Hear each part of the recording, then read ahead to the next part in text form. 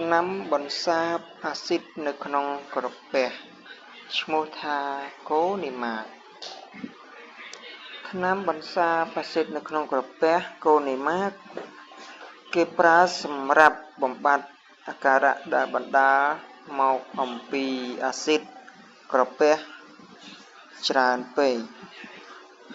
សមាសធាតុដែលមាននៅក្នុងកូនីម៉ាកមាន3ប្រភេទទី1អាលុយមីញ៉ូមទី2ម៉ាញ៉េស្យូមទី3មេស៊ីមេទីកូនប្រើសម្រាប់អាការៈក្រហាយទ្រូងចុកឆ្អល់ឈឺក្រពះអាស៊ីតច្រាល់ឡើងមកបំពង់អាហារហើមពោះមានខ្យល់ក្នុងពោះមិនរំលាយអាហារជាដើមចំពោះរបៀបប្រើមនុស្សពេញវ័យគឺប្រើ1ទៅ2កញ្ចប់ម្ដង3ទៅ4ដងក្នុងមួយថ្ងៃគឺយើងប្រើ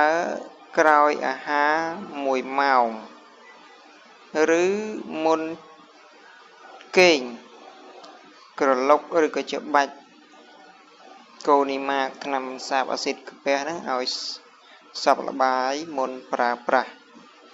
ចំពោះផលរំខានអាចមាន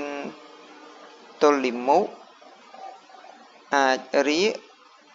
អាចក្អួតចង្អោរអាចមានអាការៈហើមពោះជាដើមចំពោះការប្រុងប្រយ័ត្នកុំប្រើប្រាស់ថ្នាំកូនីម៉ាកប្រភេទថ្នាំ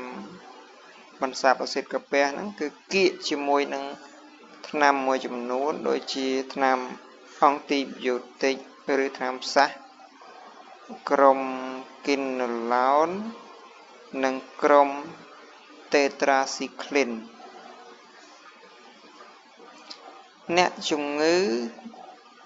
តម្រងនោមគួរតែប្រុងប្រយ័ត្នបើឈឺក្រពះខ្លាំងក្អួតមានចិញ្ចៀមលាមកខ្មៅឬស្រកក្លោកខុសធម្មតាត្រូវទៅពេទ្យត្រូវទៅពិភាក្សាជាមួយនឹងវេជ្ជបណ្ឌិត